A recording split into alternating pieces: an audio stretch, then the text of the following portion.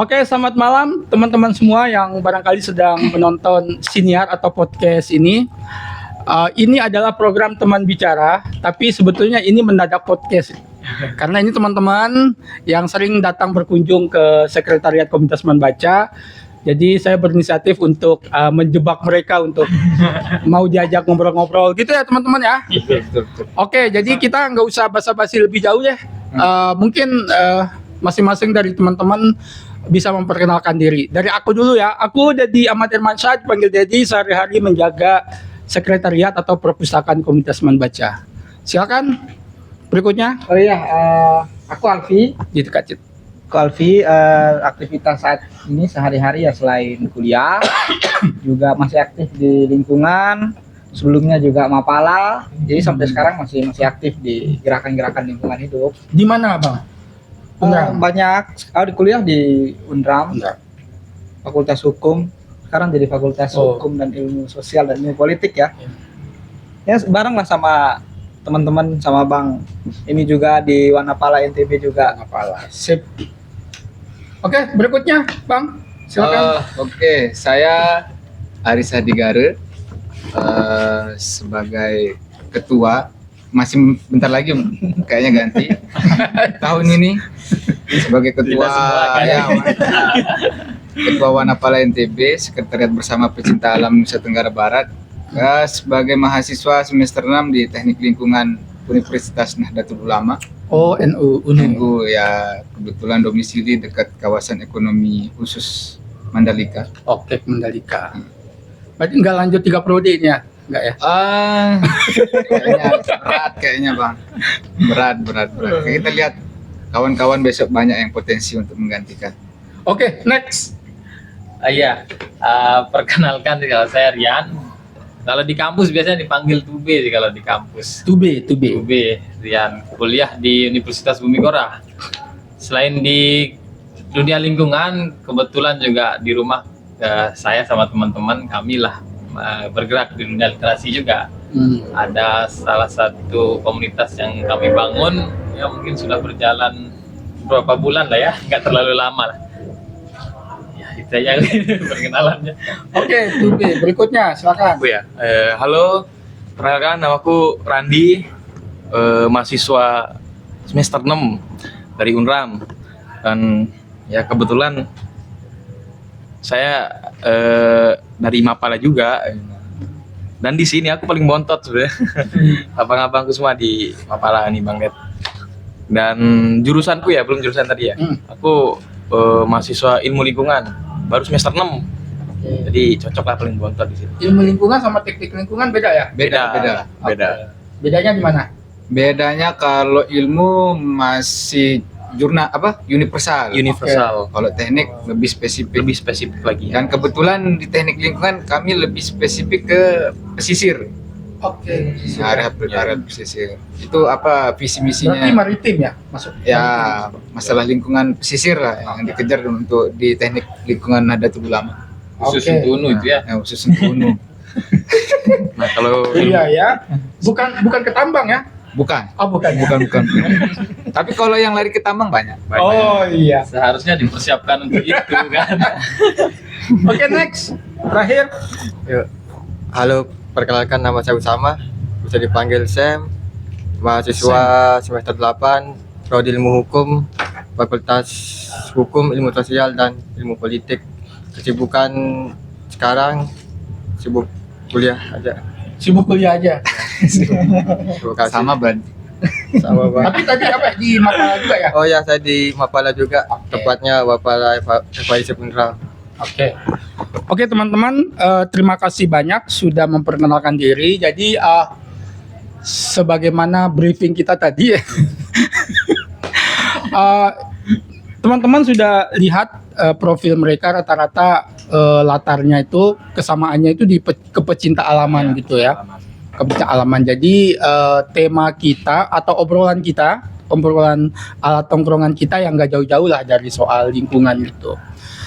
Nah, mungkin nanti nggak usah ada moderator ya, karena saya sebagai tuan rumah mau tidak mau menyambut teman-teman semua, jadi harus secara formal harus membuka gitu. Tapi aku pengen proses diskusi kita lepas saja, yang satu boleh bertanya ke yang lain atau melengkapi informasi yang lain. Istilahnya kita ngalor ngidul sebagaimana di tongkrongan gitu ya. Oke, saya akan coba mulai dengan pertanyaan pembuka. Bagaimana pendapat teman-teman tentang kondisi lingkungan kita di NTB ini? Siapa yang duluan? Mike mungkin akan lebih ke teman-teman ya. Iya. Yang mau Mulai dari kanan aja lah. Dimulai sudah. Ya. Dari kanan sih. Saya yang kanan Iya, dia iya, akan iya, hormatnya iya. tuh. Betul. Yang kiri kan Aku progresif izin ya. ambil kopiku ya. Oke. Perpustakaan. Gimana nih soal NTB nih? Santai. Kita kopi dulu. Kopi dulu bang.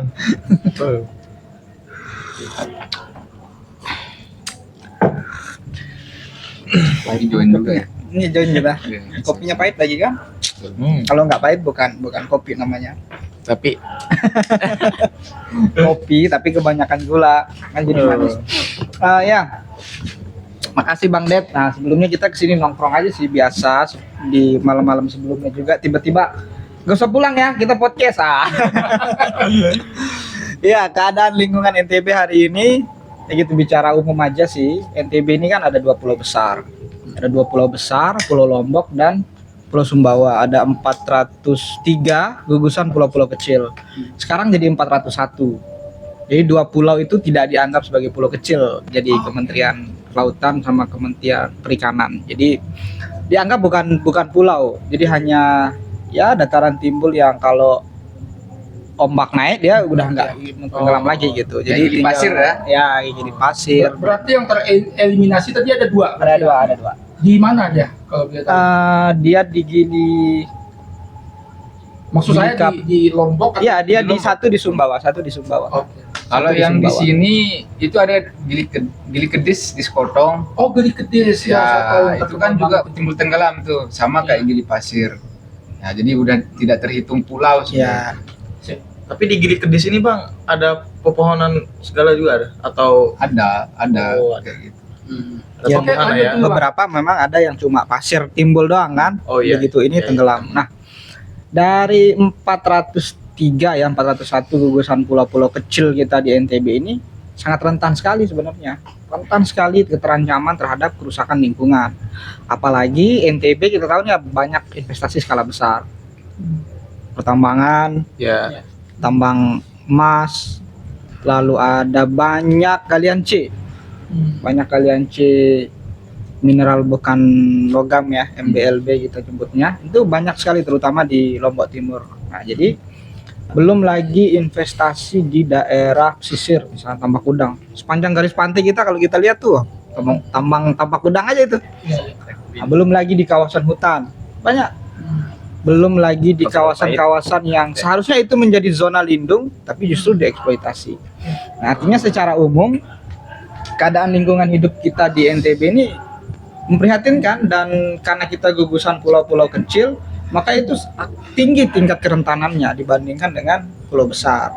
Nah, jadi misalnya data dari LH kemarin tuh dan beberapa NGO juga mencatat bahwa laju deforestasi hutan kita itu sekitar 60%.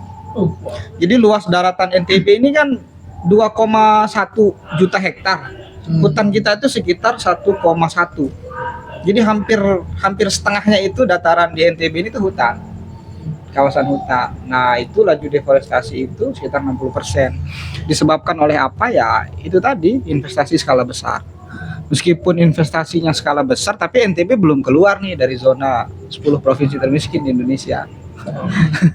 Jadi kemana investasinya? Belum lagi PSN, Proyek Strategis Nasional, belum kawasan ekonomi khusus Mandalika. Dapat peringkat baru juga kalau nggak salah Indonesia itu negara termiskin. Nah, ini top keempat kan kalau Ya. bicara Indonesia tuh negara yang penduduk termiskin keempat, sekitar 60% kan itu. Tapi info aktivitas terbaru. penggalian itu atau penambangan itu berapa persen sih yang dikelola oleh investasi besar?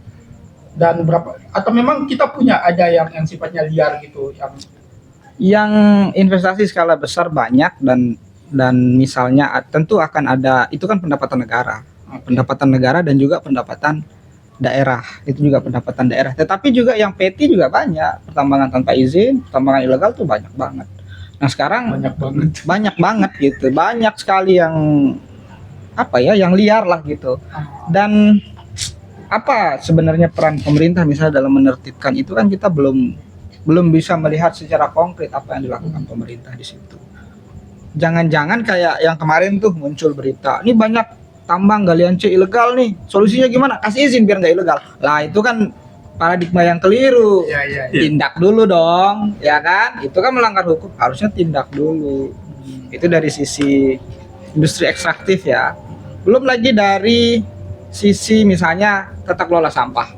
Nah, yang lagi hangat di NTB ini kan tentang TPA Kebun Kongo nih. Oke. Nah, TPA Kebun Kongo ini kan dia menampung sampah dari Lombok Barat dan Kota Mataram. Sejak 2022 tuh udah muncul berita bahwa ini over capacity. Solusi dari Pemda sekarang ngapain?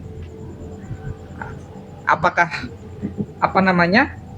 kalau dari Pemkot kemarin bilang bakalan ada TPA sementara nih, atau Pemprov lagi survei di mana sih TPA baru? Apakah itu solusi konkret atau justru sebenarnya kita nambah masalah? Iya kan, jadi di situ selesai kita nambah TPA baru, berarti kan hanya buang tumpuk nggak ada solusi konkret. Nah, harusnya kita ada solusi konkret gitu loh dari tatanan. Ya misalnya kalau dia sampah rumah tangga ya kita mulai dari dapur. Jadi selain gerakan penyadaran, kesadaran kebijakan politik juga penting. Nah, nggak bisa dong pemerintah cuma nyuruh rakyat sadar dong jangan buang sampah sembarangan, tapi fasilitasnya, instrumennya nggak didukung. Gitu. Itu isu sampahnya banyak banget sih, nantilah ditambahin sama Himbauan yang lain.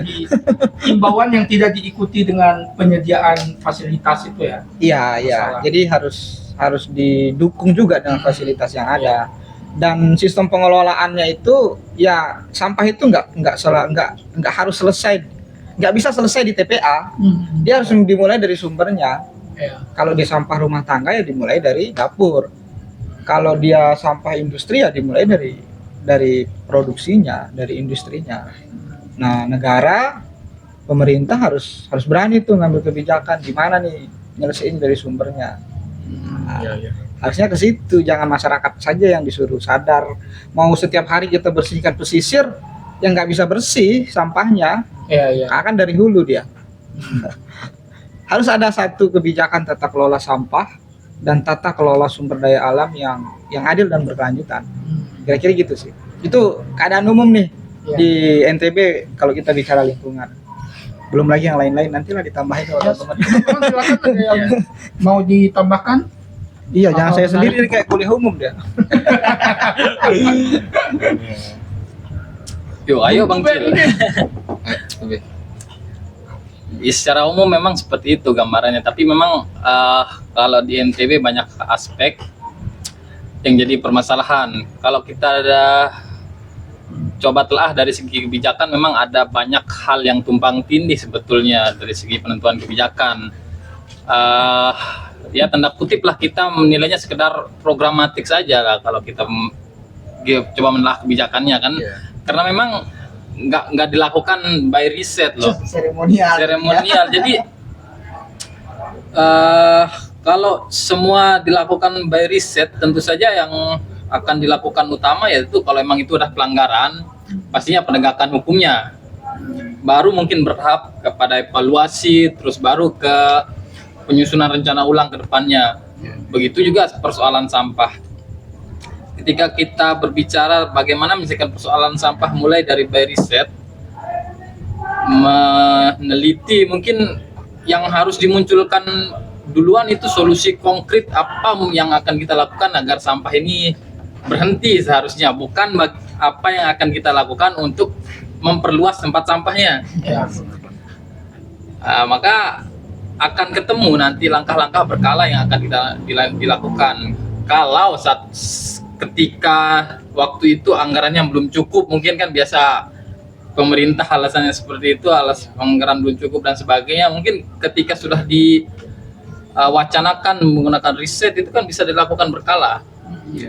Jelas porsinya tahun ini kita akan melakukan mulai dari A baru B, C dan sebagainya, kan baru sampai ke hasil akhirnya bahwa sampah itu benar-benar bisa dikelola secara maksimal. Oke, sampah ya. Sampah. Tadi ada nyebut soal hutan juga ya. Itu teman-teman, saya kan tinggal di Sumbawa ya. Maksudku leluhur saya di sana gitu.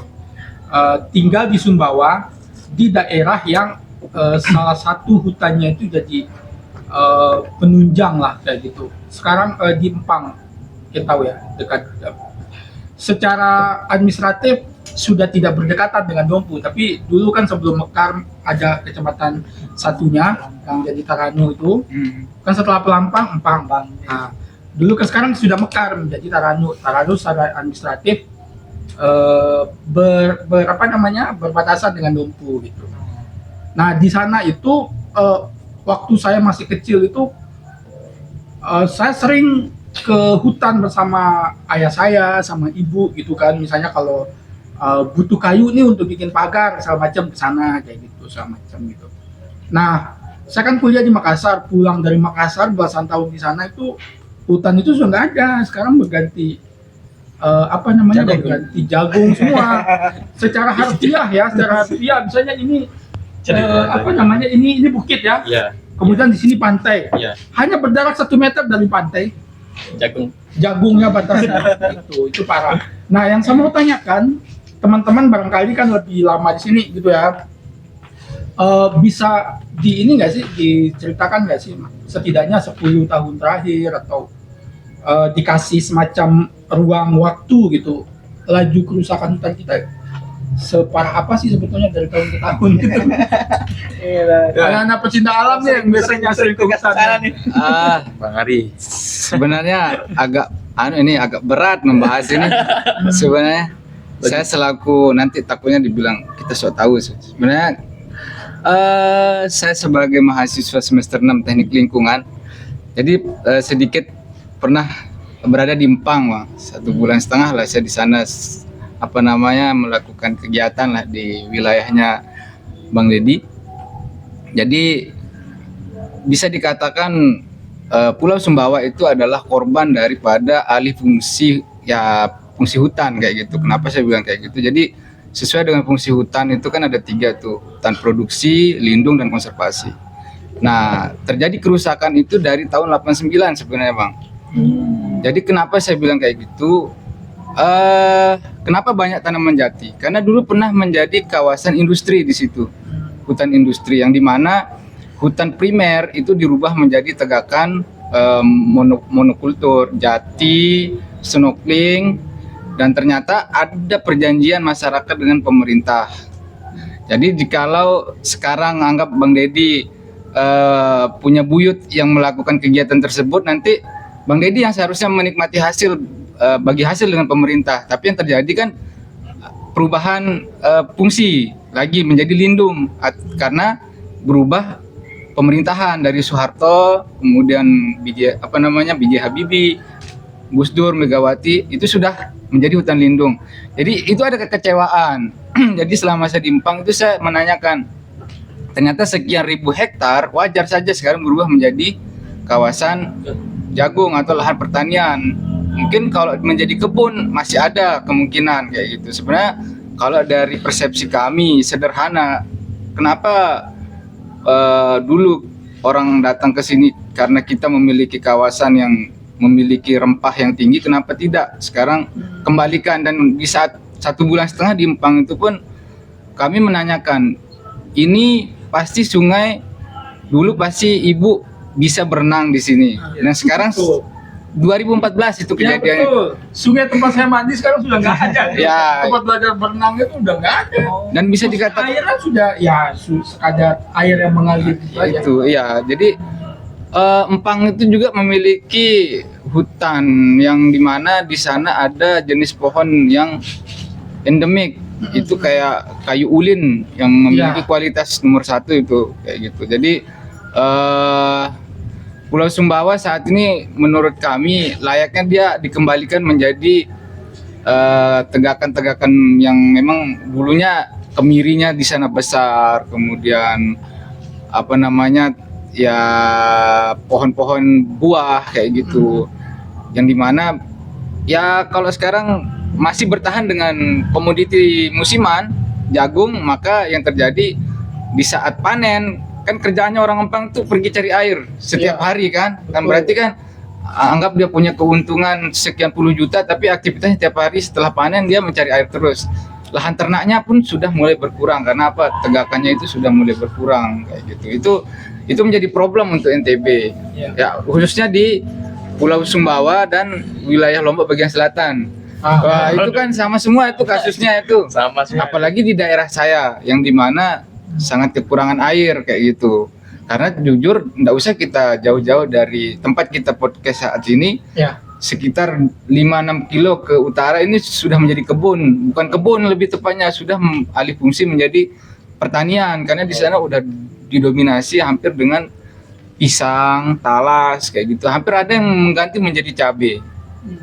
Kenapa perkebunan ini sekarang bisa menjadi suatu hal yang bisa menekan laju emisi lah kalau kita katakan, karena dia pasti akan menanam tegakan-tegakan keras ya kayak kemiri, kemudian tanaman-tanaman yang lain, karena bisa dilihat di beberapa tempat itu berhasil kayak gitu dengan ya tanda kutip HKM kan secara tidak langsung kebun bang, ya kan, hutan kemasyarakatan mungkin dengan program namanya perhutanan sosial dan sebagainya kayak gitu. Itu yang seharusnya sekarang menjadi intens, karena tanda kutip di daerah saya itu zona merah krisis air. Beda ini sama nih saya sama abang nih Lombok Tengah nih yang dari Kopang. Tapi karena dia posisinya di tengah kan, ya aman dia kayak gitu. Masih dekat sama ya Hulu. Nah kami yang di selatan itu dari Narmada kemudian keisi ke Batu Jai. Kemudian Batu Jai mengolah menjadi PAM kayak gitu, dan itu sering sekali di wilayah saya sendiri debitnya sangat kecil kayak gitu. Apalagi sampai di kawasan ekonomi khusus atau di wilayah sirkuit itu udah kecil sekali kayak gitu, karena terbagi, terpotong-potong kayak gitu. Kemana aja? Terpotong-potong karena memang tegakannya berkurang, debit air berkurang, ya anggaplah bumi ini bagaikan spons. Kalau memang pohon untuk penyerapan airnya berkurang, maka ya resikonya debit air di bendungan itu akan berkurang kayak gitu. Nah nggak tahu, mungkin Bang yang dari Jerowaru mungkin bisa Cerita dulu. Sebenarnya Pak, untuk permasalahan yang Lombok Selatan ini, saya juga termasuk Lombok Selatan Bang Dayat, di Keruak. Cuma di Lombok Timur secara geopolitiknya kan. Ya, Nah, membingungkan ya. iya. Lombok Timur bagian selatan, Lombok Tengah bagian selatan. Iya. Terus gimana kondisinya? Lombok Selatan. hampir sama dengan apa yang dirasakan di wilayah rumahnya Bang Ari ini di Pujut Bang ya? Ya Pujut. Ya di Pujut itu. Jadi alih fungsi lahan itu memang terasa di sana, dan hampir kalau di bagian Jerowaru ya, kita bahas bagian Jerowaru itu hampir nggak ada hutannya gitu bilang di sana tuh. Padahal untuk konturnya sendiri memang itu perbukitan. Nah hanya saya bukit ini yang botak dan sedikit pun nggak ada hutan bagian sana. Pengecualian di areal Pantiping yang biasanya dikenal sama teman-teman kan, di kawasan Pantiping itu memang ada kawasan masuk di kawasan TNGR Timur Bang ya. Rinjani Timur. Ya, Rinjani Timur ya. Rinjani Timur. Ya, itu pun sedikit yang hutan yang masih dijaga, dan tetap aja illegal logging tetap terjadi di sana. Tadi wilayah yang katamu tuh bukit yang bisa disebut gundul itu tadi memang alaminya begitu dari dulu atau pernah enggak. hutan? Enggak. Sebelumnya memang itu tuh hutan gitu. Oke. Jadi kalau sekarang teman-teman main ke sana, apalagi untuk wisatawan yang senang pantai gitu kan, apalagi kalau sekarang musim jagung ya, Jagung ya. udah panen. Musim hujan hijau tuh ya. Ya, nah itu yang dikejar Jadi tuh. kuning jadi coklat. Gitu. Ya, kalau hijau itu kan, Jadi nah itu yang dikejar sama wisatawan. Jadi spot foto. Jadi spot foto segala macam, bener. Tapi dia nggak tahu padahal fungsi sebenarnya perbukitan itu kan sebagai ini kan penangkal atau penyerap air hujan kan. Nah akhirnya dari situ hutan nggak ada, Terus debit air hujan di sana sangat menurun drastis dan air tanah pun nggak ada. Bahkan orang-orang Jarwo itu beli air Bang Det, saking nggak ada ininya, saking nggak ada air Sebelumnya? tanahnya. Oh sebelumnya banyak. Banyak ya. Ya bahkan milik sumur masing-masing hampir setiap Iya, rumah iya. dulu, zaman dulu ya. Tapi kalau sekarang itu mereka beli bertahun-tahun karena debit air tanahnya sangat berkurang. Dan penyebabnya ya jelas-jelas karena tutupan lahan udah menjadi kawasan pertanian Iya. jagung, terutama jagung. Mungkin itu ya, apa namanya, saya kan kadang juga kerja sebagai peneliti gitu ya, Mm-mm. dan kadang saya lihat tema-tema penelitian itu kebanyakan untuk di NTB ya, kebanyakan soal air. Gitu. Iya. Berarti memang kondisi kita memang seperti itu ya, Betul. ke apa namanya, kekeringan air, misalnya kayak program yang dijalankan sama Mbak Jana misalnya, itu kan soal air hubungannya dengan gender gitu. Mm-mm. Mungkin dari perspektif hukum kayaknya penting ini. Iya. Karena jujur ya saya perhatikan ya sejauh ini Menyimpulkan lah ya sama Gimana kalau menurut sama gimana? Ada yang bisa kamu Ada. komentari? kebijakan apa ya yang paling ya. Karena tegak-tegak ini hukum kita ini. Iya. Sayangnya saya tidak terlalu mengikuti perkembangan lingkungan di NTB belakangan ini. Oh iya, karena kamu kuliah aja kerjanya. Iya, Bang. Kalau menurut saya mungkin kalau pengalih fungsian lahan itu kalau dikarenakan mungkin ada hubungannya dengan peningkatan jumlah penduduk mungkin ya, peningkatan jumlah penduduk, semakin banyak penduduk maka semakin banyak lahan yang akan dialih fungsikan untuk pemukiman, untuk pangan, yang dimana lahan di bumi ini kan tidak akan bertambah, sedangkan penduduk bertambah maka ya konsekuensi dari penambahan jumlah populasi nanti bisa merambat dari pernikahan dini yang marak, tapi ya dilanjut dulu. Kenapa dia apa yang menyebabkan pengalih fungsian lahan? Apakah untuk pemukiman? Ya, atau sebenarnya untuk yang pangan? tadi ya masalah di Pulau Sumbawa ya. Iya. Nah, alih fungsi lahan itu kan ya betul sih, selain dari Bang Ari tadi, tapi kan kita di gubernur sebelumnya kan punya program tuh dulu pijar. Sapi, jagung dan rumput laut. Nah, salah satunya kan bisa lah kita katakan itu juga menjadi salah satu penyebab alih fungsi lahan besar-besaran di Pulau Sumbawa. Kalau catatan kami itu hampir 167.000 hektar itu lahan kritis di situ. Karena alih fungsi kawasan hutan yang tadinya hutan primer tiba-tiba jadi monokultur. NTB surplus jagung kan selalu begitu tuh di zaman Gubernur TGB itu. Tapi sekarang. ya sampai sekarang sih. Tapi kan dampaknya tutupan lahan kita menjadi rusak. Makanya harus didorong, itu bukan pertanian monokultur ya. Tapi kalau memang dia kawasan hutan yang kemudian bisa menjadi cantolan ekonomi warga, kenapa tidak agroforestry menjadi salah satu hal yang strategis, agroforestry. Jadi fungsi hutannya tidak berubah, ekologinya tetap baik, tapi warga juga bisa jadi cantolan ekonomi. Gitu. Jadi ya bisa lah strategi-strategi seperti itu. Jadi enggak kemudian kita enggak menyalahkan jagung, kita enggak menyalahkan warga, tapi pemerintah harus punya pembatasan. Yang pembatasan karena komoditi jagung ini sangat banyak dan memang pasarnya sudah jelas diakomodasi oleh pemerintah. Akhirnya tidak ada pembatasan. Jadi warga buka hutan lagi, buka bukit lagi, termasuk di tempat tinggalnya Bang Det itu. Ya kan dulunya hutan, sebelumnya jadi jagung nih 10 tahun terakhir kan. Ya karena memang didorong waktu itu gitu. Tapi nggak ada pembatasan. Harusnya ada pembatasan di mana kawasan-kawasan yang bisa ditanami komoditas, Ya, mana juga yang harus tetap terjaga gitu. betul. Harusnya ada pembatasan.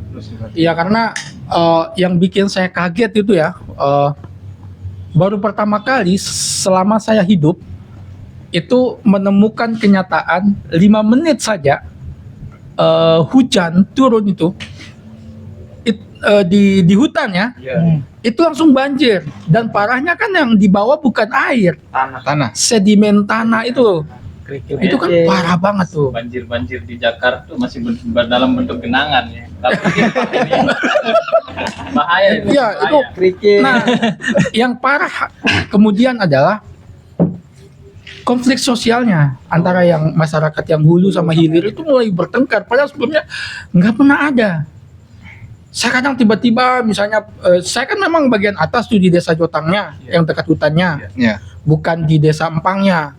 Gitu, Empang kan bisa dibilang Pinggir jalan. hilirnya kan, Ya, itu yang menerima dampak, Areal gitu. perkotaan lah. Area kotaan yang menerima dampak dari kami. Karena kalau banjir di Empang, di desa saya cuma bisa melihat gini. Tapi mereka marah ke kami gitu. Yang di Jotang. Nah itu kan konflik sosial itu kan mulai muncul tuh. Betul. Itu parah banget. Oke, karena ini ngalor ngidul ya, tadi sebetulnya sudah disebut, tapi terlalu cepat. Nantilah kita bicara soal kira-kira alternatif apa. Kita eksplor dulu. Kalau terkait masalah ini kayaknya panjang banget ya. Gitu, panjang banget. Cuman kalau di NTB sendiri ya teman-teman tadi sudah nyebut masalah kita itu soal hutan dan sampah. Itu hutan maksudnya yang sekarang sudah tata kelolanya itu Ya, alih fungsi lahan. ya alih fungsi lahan gitu. Mungkin aku mau menyambung yang dibilang Usama kali ya, menyambung pertanyaan. Ada tantangan-tantangan lain yang membuat perubahan itu apa aja sih?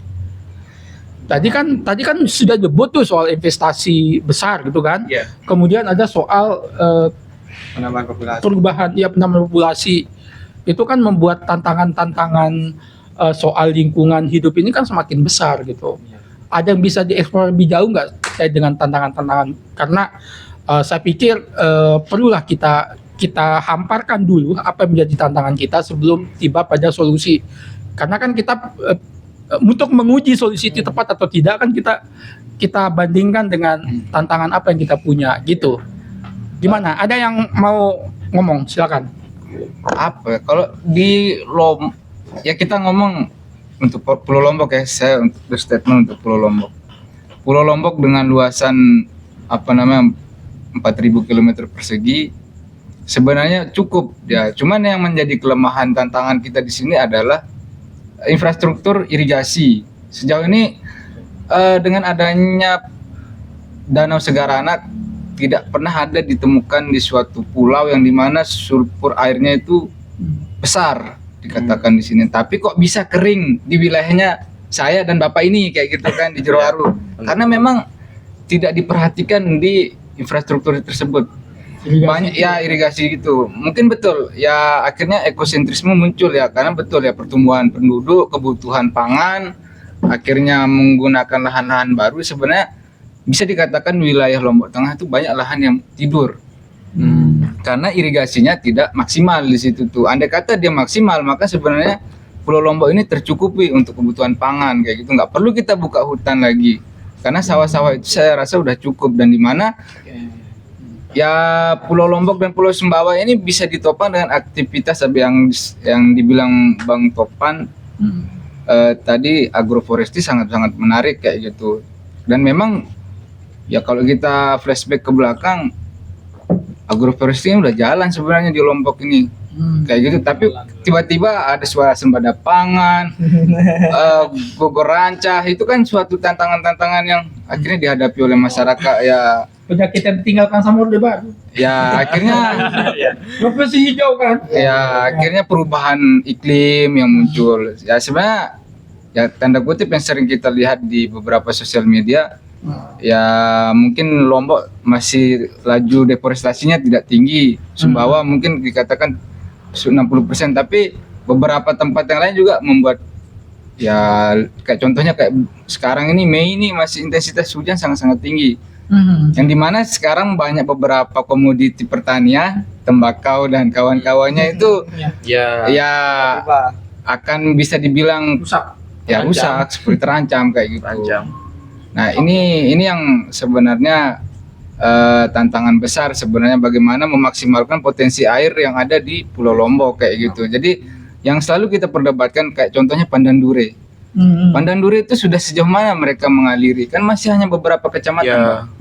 Ya mungkin ini secara awam, bukan anak sipil yang ngomong ini, tapi realitanya di lapangan seperti itu ya, karena tanda kutip kita kan suka beraktivitas di luar ruangan, mencari kawan sahabat di sana kan, jadi kita melihat tuh aliran air dari Pandan Dure yang sudah menenggelamkan 3 desa pun tidak menjadi solusi untuk karena tanda kutip periode sebelum gubernur-gubernur ini kan bagaimana jangan sampai ada beberapa sudut tempat itu kekurangan air kayak gitu. Ya, programatik aja sebetulnya. Kan kalau kita dari rencana kalau Pandan Dure itu ya memang setahu saya sampai saat ini itu belum selesai kalau Pandan Dure itu.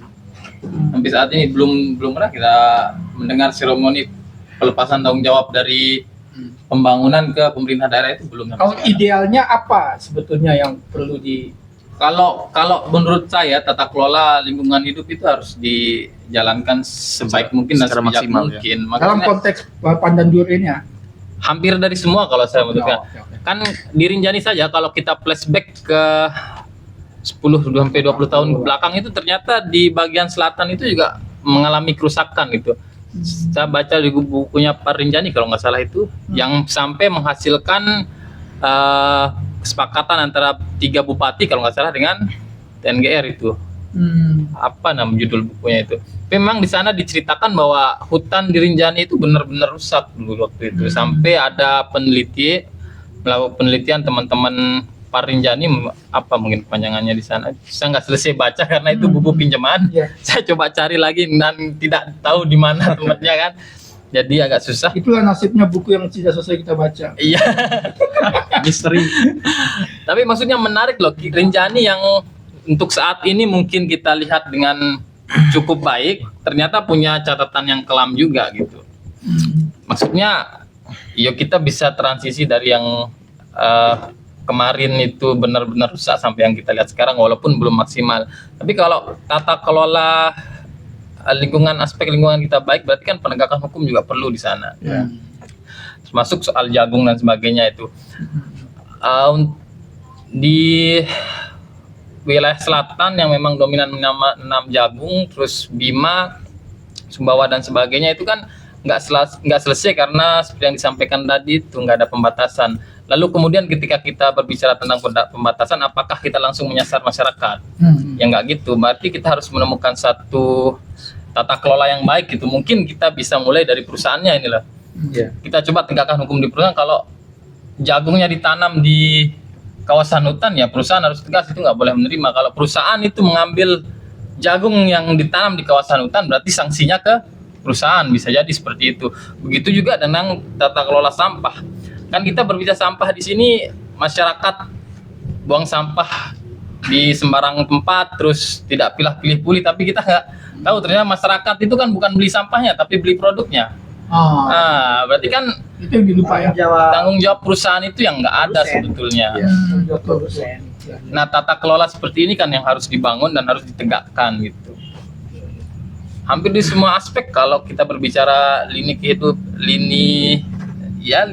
aspek lingkungan. Nanti itu ya episode berikutnya. harus tata Tapi kelola. menarik di satu sisi kan teman-teman, aku lihat kayak ada benih-benih optimisme gitu kan. Walaupun di sisi yang lain teman-teman juga bercerita bahwa ada persoalan tata kelola yang tentu saja berkaitan dengan persoalan struktural gitu kan. Itu gimana? Sementara kan kalau di aku pribadi setiap kali kalau urusannya dengan soal pemerintah itu kayak optimis duluan gitu. Maksudnya antara optimisme dengan kenyataan yang seperti itu gimana sih membangunnya? Nggak Bisa jelas. apa enggak gitu maksudnya? Bisa bang. Kenapa nggak bisa? Bisa sekali kayak gitu ya. Tanda kutip ya. Dekatin mic-nya. Sebenarnya ya semua sudah dilakukan oleh pemerintah kayak gitu. Cuman terkadang yang dibangun adalah infrastruktur, bukan mental. Kalau kami perhatikan revolusi mental itu kayaknya belum sampai bawah kayaknya menurut kami. Iya. Masih sampai bangku kuliah kayaknya seperti itu yang Mungkin karena nggak jadi 3 prodi kayaknya. ya itu juga sih kayaknya. Generasi akademiknya juga kan kita nggak tahu revolusi mental itu. Hanya sekedar slogan aja. Karena Cacatnya kita di sana itu. Karena kalau kita perhatikan kayak ketahanan pangan, memfungsikan semaksimal mungkin pekarangan rumah itu sudah dilakukan semua itu bang. Kemudian mengembalikan pangan leluhur semuanya itu semua mulai digali lagi kayak gitu. Jadi itu kan bentuk-bentuk optimisme sebenarnya. Dari tatanan bawah begitu. Ya. Tapi di atas tetap ngasih perusahaan Ya. konsesi lahan. Betul. Ya. Masyarakat itu sadar. Saya anggap saya pada saat ini tidak mengetahui ya. Nah, posisi saya tidak mengetahui nih kayak Nah, gitu. sekarang tahu kan? Ya, akhirnya tahu lah kayak gitu. Iya kan, Iya, masyarakat betul. aja disuruh sadar nih Betul, kembali ke panganan lokal kan. Iya. Seperti apa. Buang Tapi sampah itu pada tempatnya. konsesi Betul. ke perusahaan-perusahaan. Masyarakat aja. Ya akhirnya gudang jagung di Pulau Sumbawa semakin banyak gitu ya itu seperti itulah. Jadi kok bisa ya, kalau kita kembalikan ya, program pijar itu sebenarnya bagus, tapi posisinya ya seperti dikatakan tadi, tidak ada pembatasan dan sudah dilakukan pembatasan oleh beberapa KPH, Kesatuan Pengelolaan Hutan. Namun yang terjadi di sini itu bukan konflik, jadi kayak ada gengsi di situ. Oh, misalkan saya garap nih lahan, ya, pernah kami temukan, saya garap lahan 2 hektar, di sebelah saya nggak mau, dia 5 hektar kayak gitu. Iya, Di iya. sebelahnya begitu. Jadi yang bertani ini bukan orang di kawasan sebenarnya sekarang, orang-orang kota yang datang menginvestasikan uangnya ke kawasan tersebut. Jadi ada yang beraktivitas membuka lahan untuk menanam komoditi semusim, ya contoh jagung kayak gitu. Itu yang terjadi di lapangan, Bang. Nah sebenarnya kalau andai kata sesuai dengan aturan yang dimana 1 KK itu maksimal 2 hektar, saya rasa laju deforestasi tidak akan sangat tinggi kayak gitu. Yang karena kebutuhan primer mereka pun sebenarnya kurang. Iya kan? Tidak mungkin sedimentasi itu turun kalau memang mereka memperhatikan tonggak-tonggak pohon itu dibiarkan. Ini kan kalau kita main ke pulau seberang atau ke selatan Lombok itu tonggak pohon itu masih tersisa. Kenapa tidak di bagian tiang pancang itu aja mereka gunakan, atau di sela-sela pohon tersebut kan? Di bawah tegakan. Ya, di bawah tegakan kan bisa sebenarnya. Dan kenapa kita harus memenuhi kebutuhan volume gudang kayak gitu? Kan kita bisa mengganti dia dengan talas, ubi jalar, itu kan bisa untuk kebutuhan pokok. Iya, karena sekarang nih tinggi kolesterol nih gara-gara kebanyakan makan nasi sekarang. Sedangkan pemerintah lagi menyarankan untuk mengurangi nasi kayak gitu kan, agar tidak tinggi kadar glukosanya kayak gitu. Ya. Jadi kayak sebenarnya budaya ini ya udah ya, budaya ini sudah ada, kemudian dibuat gaya kebarat-baratan, ya instan, Ya. kemudian lagi akan kembali ke Kembali lagi. budaya kayak gitu, budaya lama kayak gitu. Akhirnya kontras gitu Bang ya. Ya betul, akhirnya kok begini kayak gitu, Iya. siklusnya kok muter lagi ke era zaman dahulu, yang dimana sekarang dilarang menggunakan plastik sekali pakai, padahal leluhur kita udah pakai gandek kalau bahasa Sasaknya Iya. itu kan. Ya. Sekarang itu lagi yang akan dimunculkan, sedangkan bahan gandeknya aja udah nggak ada kayak gitu. Iya. Atau ya contohnya kayak tempat tembakau ini kan dibuat, Oh iya, yang ini iya, ya. kan, dibuat dari Apa namanya? daun lontar. Lontar. Ya, daun lontar. Itu kan sudah berkurang. Nah, ya kan. Padahal penemu plastik itu sebenarnya mengatakan mereka berkali-kali sampai beratus-ratus kali menggunakan kemasan plastik tersebut. Tapi kan gaya instan ya. Iya, jadi seharusnya kantong plastik atau kresek yang sering kita temuin itu bisa digunakan berkali-kali. Iya betul. Ya bijak aja sebenarnya, sekarang kita harus lebih bijak aja lagi karena kita ini sebenarnya Aku numpang. suka, ini menurutku bagian-bagian filosofis yang seharusnya jadi Iya. tekanan sih. Iya. Bagiku sih tentang masalah sampah ini kesadaran pribadi sebenarnya Bang. Bagi Oh aku. gitu ya? Iya. Ini urusan pribadi. karena- soal sampah. Katanya tadi soal Kalau tata kelola. kalau kita telisik kembali mundur ke zaman dahulu lagi, nenek moyang, kakek buyut kita segala macam kan dulu kalau ada sampah berserakan paling disapu-sapu, disapu tumpuk jadi satu di satu tempat di halaman rumahnya lalu dibakar gitu. Nah akhirnya muncullah plastik sekali pakai ini gitu. Sedangkan habit yang orang Indonesia zaman dahulu tinggal sapu-sapu bakar di tempat gitu. Nah munculnya plastik sekali pakai ini akhirnya masyarakat pun antusias, tapi mereka lupa akan habitnya yang sering buang sampah sembarangan gitu. Iya, kalau kita mengacu coba cari pandangan mulai gerakan moral ya memang idealnya seperti itu Iya, gerakan moral. iya. Tapi kan dalam konteks bernegara ya Betul ya, setuju. pertanggungjawaban pemerintah itu harus Iya, jelas. pasti Kebijaksanaan pemerintah di sana. Iya. Moralitas ya, moralitas pemerintah itu kita lihat itu Aspek kebijakan. struktural Benar, juga. Bang. Aspek struktural. Karena kalau itu. jangan sampai terlihat adanya ketidakadilan di sana. Iya. Kita memaksa masyarakat untuk berhemat, terus memaksa masyarakat untuk sebijak mungkin, sedangkan di sisi lain orang-orang yang beruang dan sebagainya itu kan seenaknya gitu loh. Ya banyak contoh kita diminta kita diminta untuk mengurangi kita diminta untuk mengurangi pemakaian listrik, tapi pemerintah sendiri Sangat boros. memberikan keleluasan untuk perusahaan untuk menggunakan listrik sebanyak-banyaknya gitu kan, bahkan mungkin sampai dibangunkan PLTU baru kan. Ini tantangan baru. Bukan tantangan baru sih, salah satu tantangan berarti ya. Dan aku juga tertarik masalah regulasi di TNGR ya sekarang, masalah sampah apa yang dari kemasan sekali pakai dipindahkan jadi Tupperware itu.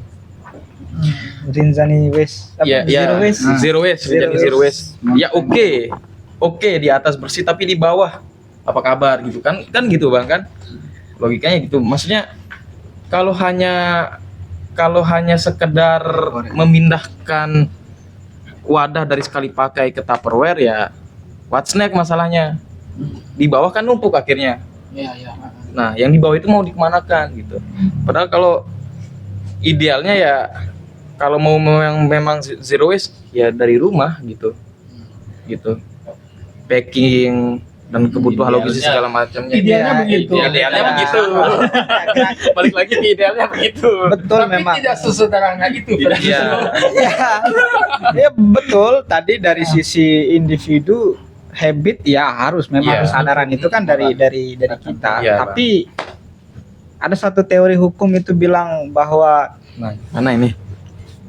hukum itu menjadi salah satu alat kontrol kan, alat kontrol perilaku sosial, Hukum sebagai alat rekayasa sosial. Nah jadi pemerintah juga perlu melahirkan satu kebijakan yang kemudian itu mengubah perilaku sosial. Iya. Kenapa dia berubah, misal perilaku yang tadinya menggunakan alat-alat tradisional, Iya.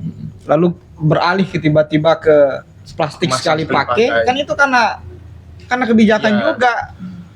Iya, sekarang susah nyari alat ini ya, bahan bakunya, karena hutannya udah nggak ada gitu.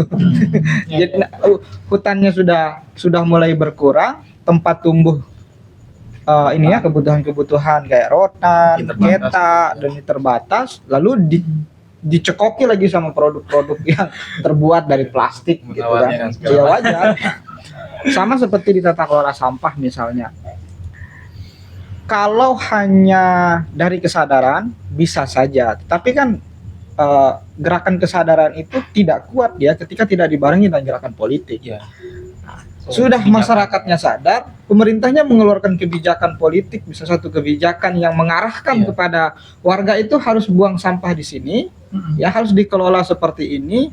Misalnya buang sampahnya itu jam segini Iya. di satu tempat tertentu dan harus dipilah. Kalau enggak sesuai aturan, maka kena hukuman misalnya. Maka kan itu alat kontrol perilaku sosial. Karena warga takut dihukum, maka dia tertiblah buang sampah di situ jam segitu. Iya. Tapi nggak cukup juga dengan kebijakan politik, harus dimaksimalkan di gerakan penyadaran. Ini warga sadar dari dalam, tetapi juga didorong oleh kebijakan politik. Kita sadar nih kalau nggak cukup kita sadar doang kalau pakai helm itu untuk keselamatan. Kadang kita pakai helm karena ada aturan, takut polisi, akhirnya kita berperilaku lah. Kalau ada polisi, Karena ada polisi, iya kan? Jadi Betul, kata- harus gerakan penyadaran dengan kebijakan politiknya juga harus maksimal, gitu, harus dibarengi. Nggak bisa juga dengan hanya kesadaran kita. Benar, Bang. Karena menurut saya juga masyarakat kita kan sudah semakin modern gitu ya, diatur oleh politik gitu. Ini di luar dari kasus yang masyarakat masyarakat adat yang memang mereka masih menjaga nilai masih punya hukum adatnya sendiri gitu. Nah cuman kan agak naif misalnya kalau kita di masyarakat modern yang secara secara politik, secara hukum itu sudah bentuknya modern gitu. Terus kita mau minta mereka untuk sadar secara pribadi gitu. Ya. Nah, kan agak naif menurutku. Itu bisa terjadi di masyarakat adat misalnya.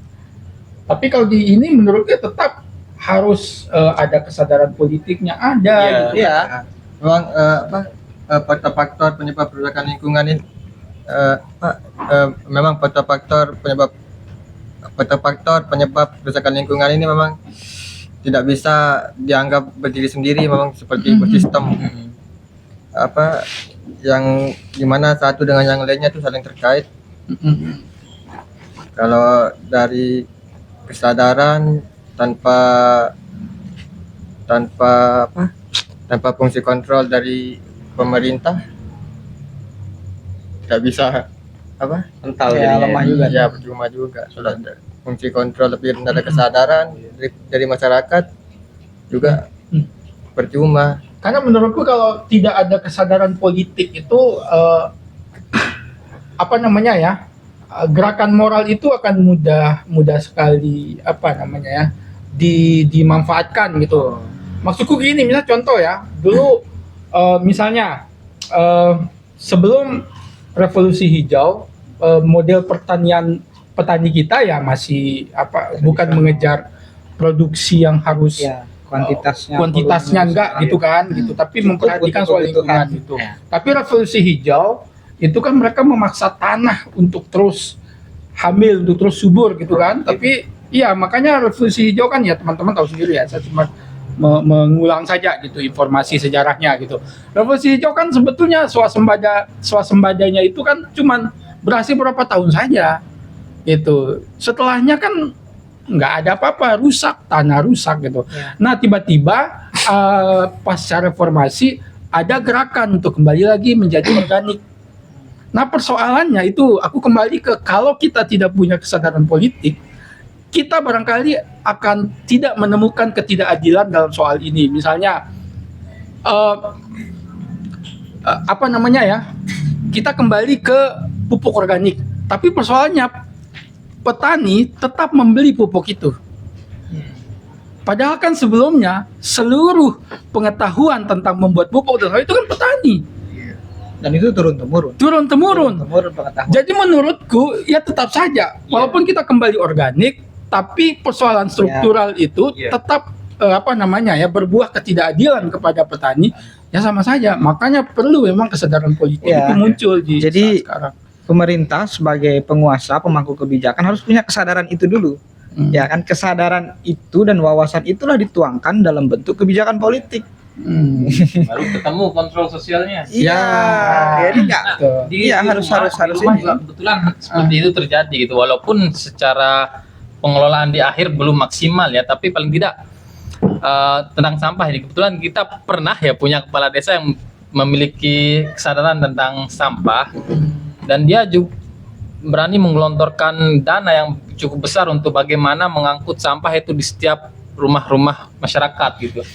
Nah, dampaknya dari itu di hampir kalau saya pulang ya setiap hari Minggu itu jam 9 itu pasti ada pengumuman di musola saya itu bahwa motor pengangkut sampah sudah sampai nih, yang belum mengeluarkan sampahnya segera dikeluarkan itu loh. Jadi lingkungan di sekitar rumah saya untuk saat ini cukup bersih lah. Di selokannya itu nggak seperti dulu sebelum ada program itu, karena di setiap pagi itu pasti sampahnya diangkut gitu. Walaupun masih dalam tahap proses untuk yang lebih baik, mungkin sampai ke pemilihan 3R, tapi paling tidak lah lingkungan itu sekarang menjadi lebih baik ketimbang yang dulu gitu. Dulu di depan rumah saya kan kebun itu ya, kebun yang sekarang jadi pemakaman. Dulu itu sampah full di sana itu. Sekarang kondisinya Sekarang sudah kembali ke tumbuhan hijau, ada pohon-pohon alpukat kayak gini itu di sana. Orang sudah tidak lagi kalau buang sampah di bahasanya sana. orang LSM ini praktik baik.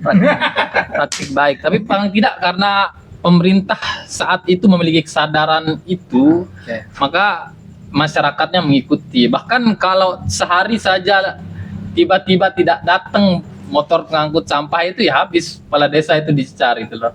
Kok bisa ini nggak ada gitu loh. Jadi kontrol sosialnya itu sejalan dengan kesadaran masyarakat. Itu kesadaran masyarakat itu mulai terbangun di sana. Paling tidak sedikit demi sedikit. Ya, kesadaran masyarakatnya dibangun, tetapi juga dibarengi dengan payung hukumnya kan gitu. Asik lah dia kalau di Artinya selaras, bidang Bang, seperti ya. itu. Seperti kata Bang Jejel tadi kan kesadaran pendidikan lingkungan kena dari dini. Iya, jadi menurut saya pribadi sih, Faktor-faktor utama. perlu memang ada mata pelajaran di mana dari PAUD itu ya tentang lingkungan. Ya, jadi bukan lebih ke edukasi, jadi kayak membuat apa namanya masyarakat ini sebenarnya tidak ada sampah sebenarnya. Yang ada adalah sisa kegiatan. Sejauh ini kegiatan kita ini ada sisanya dan tidak dimanfaatkan lagi menjadi fungsi energi yang baru kayak gitu. Jadi sebenarnya di mata kuliah beberapa itu mengatakan bahwa sebenarnya semua potensi sisa kegiatan kita bisa kita manfaatkan kembali kayak gitu. Namun sejauh ini ya kalau saya secara ngomong secara hukum kayaknya bukan basic saya di situ ya. Biarkan kawan-kawan ini aja berisi kayak gitu. Ya karena memang bisa dikatakan semua sisa kegiatan kita itu dimanfaatkan kembali, baik itu organik dan di tahun 2023 sebelum TPA Kebon Kongo ini diributkan 20 hari akan penuh, itu kemarin Lombok Pos itu yang mengeluarkan beritanya itu sisa di TPA Kebon Kongo tinggal 20 hari, sedangkan aktivitas pemindahan sisa kegiatan atau sampahnya Kota Mataram kan hampir 300 ton per hari itu. Sangat tinggi, mungkin bisa dibilang ini bisa menjadi energi baru kayak gitu. Dan investor Jerman pernah mencoba menggali potensi TPA Kebun Kongo pun mereka putar balik. Ternyata dominan itu adalah sampah rumah tangga kayak gitu, yang dimana sebenarnya itu bisa menjadi biogas. Betul. Gas metan itu bisa menjadi energi baru kan seharusnya. Yang dimana ya yang seperti dikatakan abang saya tadi ini harus dari dapur dipilah, ya betul kayak gitu. Ya contohnya saya mencoba perilaku ini udah cukup lama juga menyadarkan diri kayak gitu sebelum mampu menyadarkan orang lain kayak gitu. Sampai dimana sederhananya kayak EcoBrick, pernah kita buat EcoBrick itu 6 bulan saya nggak pernah bayar uang kebersihan di suatu tempat Karena dijadikan EcoBrick kayak gitu. Jadi organik saya jadikan kompos kayak gitu. Sampai sekarang masih buat nggak? Masih buat di selatan itu ya saya buat sendiri tempat khusus, jadi sampai akhirnya Bisa tuh. bisa Kolaborasi sama teman baca bikin EcoBrick. bisa malahan kalau di beberapa tempat ya di luar Pulau Lombok itu malahan orang belajar EcoBrick tuh bayar tuh sampai 500.000 hanya untuk memasukkan plastik-plastik ke dalam botol kayak gitu ya. Jadi kayak sebenarnya mahasiswa-mahasiswanya sudah memikirkan itu sebenarnya, sampai mereka membuat suatu kurikulum lingkungan. Kawan-kawan IPB itu sudah menulis itu kayak gitu. Namun yang muncul bukan itu, yang muncul adalah sekolah adiwiyata. Nah, sekolah adiwiyata ini kan problem yang membingungkan. Saya bilang, di mana siswa itu ditekan untuk memahami tanaman keluarga atau tanaman obat keluarga. Kemudian mereka harus mampu memilah sampah, sedangkan bak sampahnya aja hanya 1. Kalau memang memikirkan sampah, harusnya bak sampahnya itu minimal 5. Ya kan, ada kertas, ada besi, kemudian ada plastik, PEP, PDP, banyak sekali lah kayak gitu. Mungkin kayaknya nggak cukup kita bahas itu. Tapi kalau memang kita serius ngomong masalah lingkungan secara universal, seharusnya aktivitas pembelajaran itu memang dari usia dini kayak gitu ya, dari muatan lokal itu harusnya diberikan kayak gitu. Jadi kan usia dini itu enak tuh, jadi mama jangan pakai plastik sekali pakai dong, mana pakai ini aja keranjang yang untuk ke pasar apa segala macam. Itu sebenarnya itu yang kami tunggu sebenarnya, karena kalau memberikan pemahaman kepada sekolah menengah atas atau SMA atau SMK atau SMP, masa studinya kan cepat itu. Betul. Sampai masa ke dimana dia harus bekerja kayak gitu. Jadi tidak ada waktu. Sedangkan 6 tahun itu adalah fondasi dasar untuk memberikan pemahaman. menangkan identitas. Ya, menentukan Dan identitas. secara motorik juga Ya. belum banyak pengalamannya. Sudah Dia hanya mengisi pemerintah juga mereka juga. ya. Tapi tentu saja itu harus dibarengi dengan apa namanya, penyediaan fasilitas sendiri oleh pemerintah kan. Iya, Maksudku betul, gini, contoh ya, aku sehari-hari itu jalan kaki ke kantor kan, dekat di PKBI sini, jalan kaki. Nah, karena begitu jalan kaki tiap hari, aku membentuk satu pola yang bisa aku analisis. Misalnya soal lingkungan, setiap kali hujan, aku selalu melihat sepanjang parit itu di depannya kantor itu sampai perpustakaan lama gitu, setiap hari itu diangkut Diangkut, ya. styrofoam apa semua itu, yang plastik-plastik banyak banget, itu luar biasa. Dan aku sendiri kadang merasa kayak pengen sok-sok mencintai lingkungan, misalnya kayak misalnya habis makan sesuatu gitu kan, terus aku buang, soalnya nggak ada bak sampah disimpan oleh pemerintah kota misalnya. Misalnya setiap misalnya 10 atau 12 meter misalnya dari titik ini, coba perhatikan, buktikan kata-kataku, paling yang ada tempat sampah yang besar banget itu loh, yang itu. Tapi yang ku maksud itu yang tabung-tabungnya gini seharusnya ada dong. Betul. Gitu, itu nggak ada. Coba buktikan kata-kataku, jalan mulai dari sini terus, nggak ada. Gimana kita yang secara moral pengen gitu kan, tapi pemerintah itu tidak memberikan fasilitas itu gitu, sayang banget. Tapi ada juga Makanya Ya itu dia kan, Curhat-curhatnya warga udah sadar, pemerintah Iya. yang sadar, makanya harus dibarengi dengan karena Bagus, Tata- warga sudah sadar pemerintah. tata kelolanya kan kelihatan belum selesai di sana. Seharusnya pemerintah tahu di mana titik kumpul masyarakat, di mana tempat sentral orang belanja mungkin yang bisa kayak di sini kan kawasan padat di sini. Betul. Orang di pinggir jalan jualan semua. Seharusnya Ada alat-alat penunjang untuk lingkungan yang lebih baik itu ada di sana. menarik. tapi Itu Bang ya. Lokalisasi. tapi ada juga yang sekolah di Madura itu yang saya baca tuh di bukunya M. Faizi, apa judulnya, Merusak Merusak bumi Bumi, dari meja makan. dari meja makan itu, di mana sekolah Anukaya namanya di Madura Sumenep ini, di Sumenep Madura atau Ya sebenarnya. ya di Sumenep Madura ini menerapkan di sekolahnya itu bahwa bak sampahnya itu dibuat seminim mungkin dengan maksud untuk supaya nanti orang-orang yang di sekolah ini enggan untuk membawa sampah atau sampah sekali plastik. Dia seperti analoginya ketika kita hendak berkunjung ke rumah kiai dan di sana tidak ada asbak, tentu kita akan malu untuk merokok. Maksudnya supaya tidak hanya memindahkan sampah ke tong sampah, tapi justru untuk mengurangi. Nah itu satu pandangan yang saya mau share. Nah. Dia menyinggung buku yang pernah dia resensi. Kemarin ada tugas kelas. Gitu. Itu memang itu buku yang bagus ya. Dia lebih banyak menyinggung soal moral sih sebetulnya. Ya, Secara moral apa yang bisa kita lakukan untuk menjaga lingkungan gitu. Cuman kan kita sekarang sedang bicara dalam ruang lingkup yang lebih luas gitu kan, bukan cuma moral gitu. Oke, teman-teman, ini kan udah cukup lama tuh ngobrolnya ya. Beberapa yang aku tangkap, pertama bahwa kita memang punya banyak tantangan. Cuman ada optimisme gitu ya. Tadi kalau aku suka Bung yang satu di sana pakai topi itu selalu mampu menarik sesuatu ke hal yang filosofis gitu. Kupikir itu penting gitu supaya kita mengingat kenapa sih kita harus melakukan ini, kenapa kita harus tidak melakukan itu gitu. Nah tadi kan kita punya beberapa tantangan, cuman aku coba minta penekanan dari teman-teman. Misalnya kalau di soal hutan tadi, Bung tadi nyebut soal agroforestry. Kenapa itu yang bisa jadi alternatif buat kita?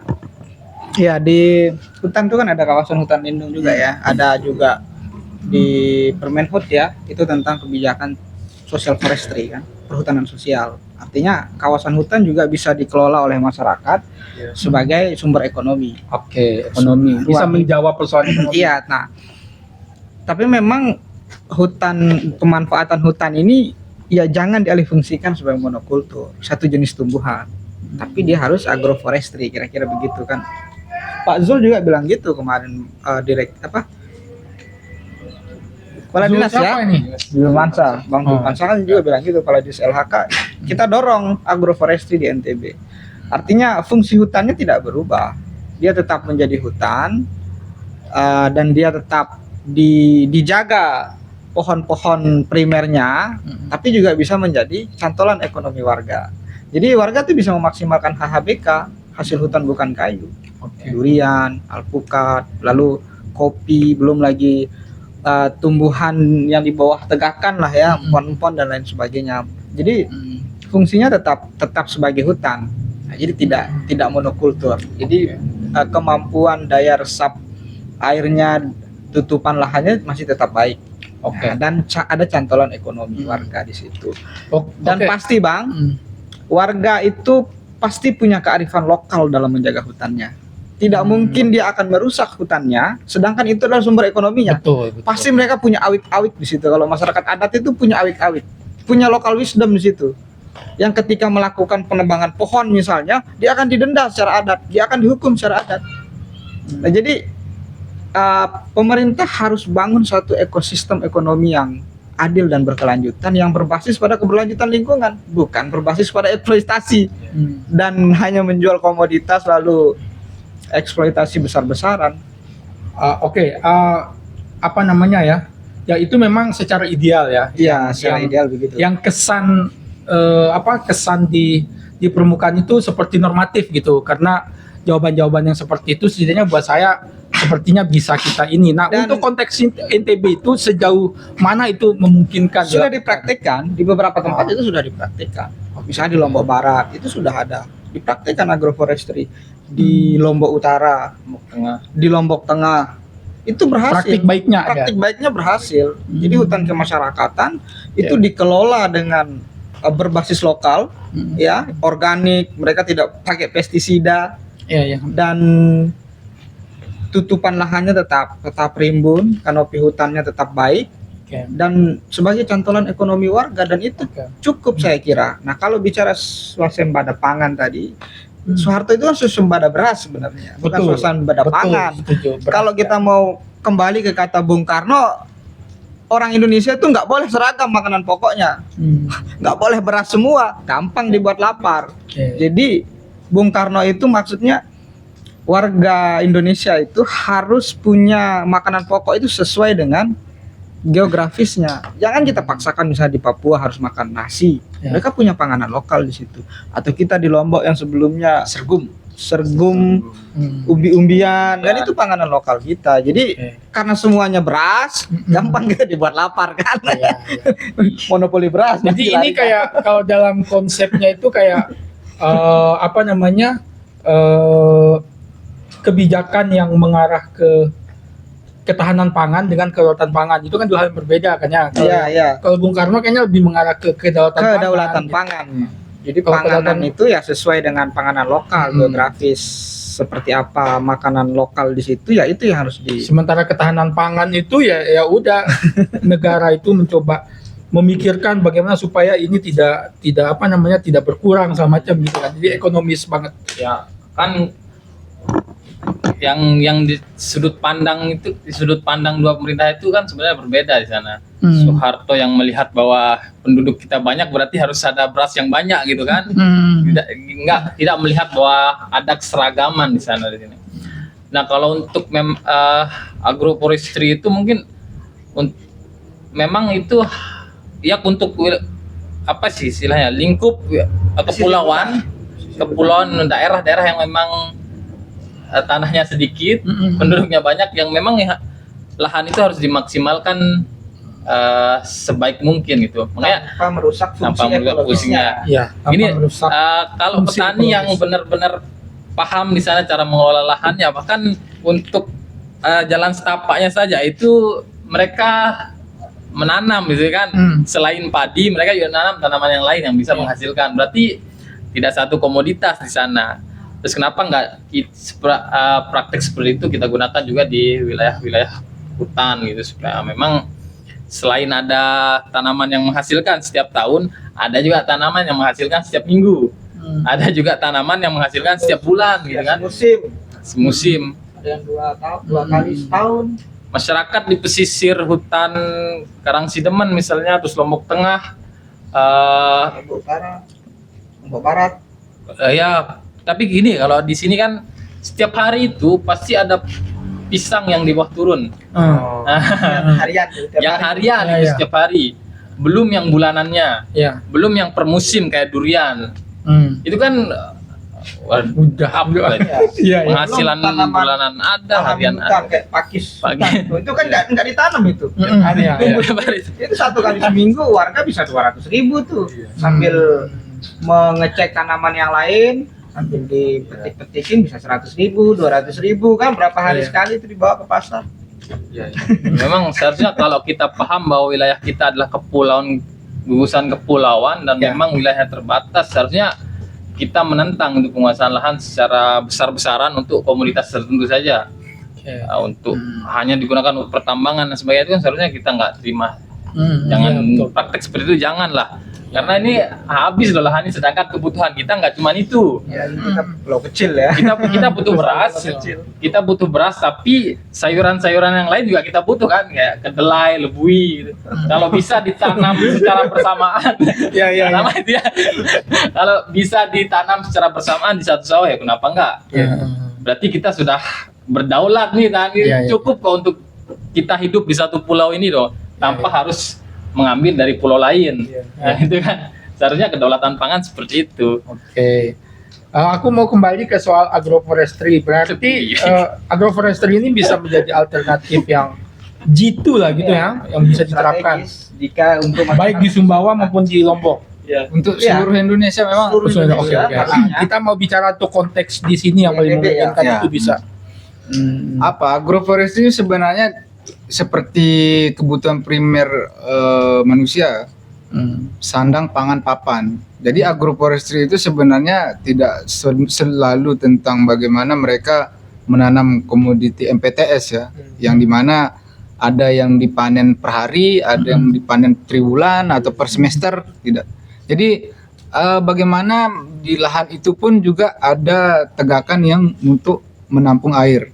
Malahan bisa dikatakan di areal agroforestry yang ada di kawasan sejauh ini malah terjadi abrasi dan longsor karena tidak ada tegakan-tegakan kuat di sana. Jadi kayak batas-batas lahan garapan itu seharusnya kayak ada beringin atau tanaman-tanaman yang memang berfungsi untuk menjaga serapan air kayak gitu. Ini yang kami perhatikan malahan dominan tanaman yang semusim, malahan kayak pisang, talas dan sebagainya. Jadi di dalam metode agroforestry itu sebenarnya betul memaksimalkan kawasan di mana dia harus menyangga menyangga air, kemudian dia juga bisa menyangga perekonomian yang untuk perharinya ada, kemudian untuk per 1 tahun atau per musimnya itu pun ada kayak gitu. Itu yang sekarang kami perhatikan di kawasan ini tidak seperti itu. Jadi petani kalau dominan tanam aren, udah aren aja kayak gitu. Sebenarnya itu kenapa debit air yang ada di kawasan Das Jangkuk di Lombok, mungkin karena Bang Sam itu kan dari Kota Mataram tuh. Nah, sebenarnya itu juga udah menurun debit Jangkuk ini karena memang sumber tegakan yang ada di sana itu udah tidak seragam kayak gitu. Yang fungsi untuk papan harusnya ada, fungsi untuk air itu ada, yang fungsi untuk ekonomian ada. Tapi sejauh ini hanya fungsi ekonomi aja yang dipakai. Mungkin hijau kalau secara landscape, tapi kalau secara kebutuhan banyak yang gagal. Jadi agroforestry itu sebenarnya bagaimana memaksimalkan lahan ini, semua kebutuhan itu dapat, untuk ternak juga ada kayak gitu. Dan malahan bisa dikatakan ya ternak juga menjadi sumber masalah sih sebenarnya. Emisi gas, dan di daerah saya itu sangat-sangat kotor oleh kotoran ternak. Iya, gas metan itu mah penyumbang global warming itu sebenarnya, pemanasan itu karena gas Itu nggak bisa diubah menjadi ini ya, yang apa namanya, energi gas organik. bisa, sangat bisa, tapi kan tipenya lagi petani maksimal kadang 5 ekor. Kalau secara volume mereka rugi. Oke. Tapi kalau secara bijak harus mereka lakukan itu biar tidak menyumbang aktivitas gas metan secara sembarang lah kayak gitu. Kalau tradisi apa namanya untuk masyarakat petani atau peternak di Lombok ini gimana modelnya? Mereka mengandangkan atau meliarkan? Kandang, Kandang. beda dengan Pulau Sumbawa. Kalau Oke. Pulau Sumbawa kan Ada memiliki silala lahan gitu. ternak kan kayak Ya. gitu, kawasan ternak atau kawasan Luas. pengembalaan luas soalnya. Iya, 14.000 km persegi kan berapa kali lipat sama Lombok itu kan. Sebetulnya aku kan pernah jadi fasilitator untuk pertanian berkelanjutan di Sinjai di Sulawesi Selatan. Dan saya belajar di Solo untuk pertanian untuk gas organik itu bisa sebetulnya. Satu sapi saja bisa, asal dikandangkan Betul. gitu. Yang walaupun mungkin tidak sepenuhnya akan bisa memenuhi, itu mudah banget caranya. Betul. Pembuatan itunya kayak kita bikin kuburan saja, ada plastik khusus gitu, Iya. murah kok gitu. Mungkin itu bisa alternatif. Iya, bisa jadi alternatif. Aku bukan bermaksud melebarkan pembicaraannya karena tadi sebenarnya cuman aku kepikiran lupa nih. Tadi kan dirimu nyebut soal secara akademik juga belajar menyangkut soal pesisir gitu. Ya. Memang kita nggak punya masa ini kan NTB kan juga pesisirnya. Oh ya, kayaknya belum bahas kayaknya. Iya. Karena Dari tadi hutan. karena kami Iya. mencoba untuk diam karena masalah pesisir kompleks sekali, Bang. Ya, Kompleks betul. banget. Ya, Jadi Nggak selesai ya. iya, kalau nggak selesai. Karena kantong kemiskinan kan selalu di pesisir dan di pinggir hutan. Iya. Tuh dia, apalagi sekarang rob yang terjadi di sepanjang Ampenan ini kan saya rencana punya, tapi nantilah. Saya mungkin butuh bantuan teman-teman. Saya punya proyek pribadi mau melakukan penelitian soal dampak rob terhadap perempuan terhadap masyarakat kecil. Lanjut, Bang. Pesisir kita ini ya gini Bang. Di saat PSN proyek strategis nasional masuk, terserah ini mau dikat atau enggak. Jadi saya salah satu orang yang menolak sirkuit Mandalika. Kenapa saya bilang kayak gitu? Karena seperempat kawasan mangrove itu hilang di sana itu. Itu yang ditimbulkan dan sejauh ini rehabilitasi daerah aliran sungai yang dilakukan oleh ITDC itu belum dilakukan. belum dilakukan. Malah masih mikirin utang mereka yang sekian triliun itu ya, terserah lah kayak gitu kan. Ya. Grup bukit lagi. Iya, betul. Itu jadi pesisir ini ya, apalagi Bang Sam yang dihukum yang kita tahu mereka punya aktivitas penanaman mangrove. Kemudian kalau kita jalan di tempat kita podcast ke barat, pesisir pantainya Ampenan ini sudah hilang hampir 10 meter bibir pantai ya. Tanda kutip memang daratan ini akan tetap berkurang. Tapi ya setidaknya lajunya itu kita agak sedikit tekan kayak gitu. Mangrove sekarang udah dibabat kayak gitu. Kemudian ngomong lagi ikan kita, ya akhirnya kita ngomong lagi kembali ke hulu kayak gitu sebelum kita ke hilir. Karena tanda kutip hampir buangan buangan Kompleks sekali. buangan daripada aktivitas rumah tangga atau instalasi pembuangan air limbah rumah tangga langsung ke sungai lari ke laut. Akhirnya ya yang di mana aktivitas terumbu karang akhirnya memutih dan lain sebagainya. Ini udah Saya menyesal mengajukan pertanyaan ini. Kita panjang memangnya. Banyak. Kayaknya memang bisa jadi anu sendiri dia ya. Betul. ya lebih baik Betul. khusus kita ngomong pesisir Bang. Saya memang udah curiga sebetulnya kita punya kompleksitas yang luar Ya. biasa terhadap Karena jujur ya saya akhirnya ngomong masalah pribadi akhirnya. 4 bulan loh Bang saya di Tanjung Karang itu mengajarkan masyarakat itu jangan buang sampah ke laut. 4 bulan itu hanya untuk jangan nih buang sampah ke laut. berarti ada kebiasaan itu. Ada kebiasaan itu. Hampir semua masyarakat pesisir kayaknya ya Bang. Iya. di Pemongkong itu Bang sudah lebih daripada ini timbunan sampahnya. Itu di pesisir. Jadi jangan salahkan Bali itu kotor atau jangan salahkan pesisir pantai ini kotor karena memang semuanya itu berhulu dan berakhir di hilir kan kayak gitu. Dan di mana hilir akhirnya berdampak terumbu karang mereka rusak, sumber pencarian ikan mereka rusak, ikan menjauh, ditambah lagi ya penegakan dan lain sebagainya juga kurang kayak gitu. Penangkapan ikan terumbu. Ya, seperti Apa itu kan. menderita nelayan kita ini. Akhirnya pantai sejauh ini dijadikan areal pariwisata, tapi pariwisata selalu membutuhkan ikan. Akhirnya nelayan dipaksa untuk mencari ikan Tapi sebenarnya tempat mencari ikan mereka sudah berkurang, kayak sudah Ya, ya apalagi udah- ikannya nggak punya KTP. ya, ikan nggak Dia nggak menetap di satu domisili kan. Iya. pindah-pindah. Oleh KTP bahaya dipancing sama nelayan yang di mana gitu kan. Oh, bukan jangan ikan dilepas, sini. bukan ikan sini. Kayaknya betul season pesisir kayaknya kita Iya, bisa bikin sendiri, Ya. tapi intinya kompleks banget ya. ya jujur kita bahas hulu ini karena hilir ini sangat-sangat berdampak. Kayak gitu. Oh, oke. Jadi kalau hulu ini bagus, tidak mungkin sedimentasi tanah itu akan berakhir ke hilir kayak gitu. Jadi mending kita perbaiki dulu nih hulu nih, biar hilir ini aman. Jadi Oke, kita oke.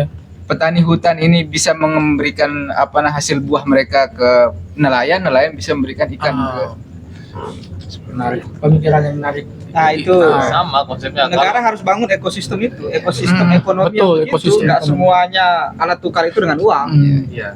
Artinya nggak boleh, maksudnya cuman gerakan moral saja gitu kan, tapi harus Iya. diikuti. Di pesisir itu, Bang, di RPJMD kita di NTB itu kawasan mangrove itu 5.235 hektar. Sedangkan existing kawasan mangrove di NTB itu sekitar 15.000 hektar. Tapi ditetapkan sebagai kawasan mangrove di RPJMD kita itu hanya 5.000. Artinya 11.000-nya atau 10.000-nya itu nggak dianggap kawasan mangrove. Ini kan seolah-olah ada Dimiliki. merusak Di Sekodong itu dimiliki kawasan mangrove. itu merusak kawasan mangrove itu secara sistematis. Itu tadi. Jadi nggak cukup dengan kesadaran masyarakat di bawah, harus dibarengi dengan kebijakan politik yang adil dan yang sadar terhadap ekologis itu. Itu masalah ekologi, Bang, belum masalah sosial. Sosial ekonomi. Contoh, ruang tangkap nelayan menyempit. Seluas-luasnya laut itu kan, di mana kita tangkap nggak boleh di situ. Itu dari kaping sama perusahaan. Jadi ingat Mino ini Mino yang wilayah pesisir lagi nggak punya air. Iya, iya, iya. Ya, kami sama Bung Tube ini pernah ikut dalam satu koalisi ya kita di masyarakat Jerowaru itu, koalisi pasir. Itu memang riset dengan kawan-kawan NGO tentang air bersih untuk perempuan, sanitasi air bersih untuk perempuan. Ternyata setelah kita diskusi kompleks sekali, bukan hanya masalah air bersih. Jadi perempuan pesisir ini kan di KTP-nya saja itu ibu rumah tangga.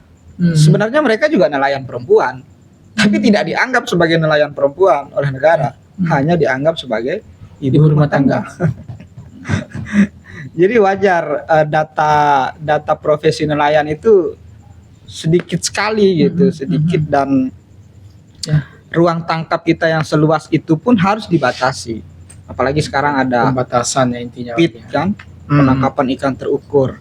Keluar lagi aturan VMS namanya. Jadi nelayan tuh dibatasi ruang tangkapnya, enggak boleh lebih dari 12 mil.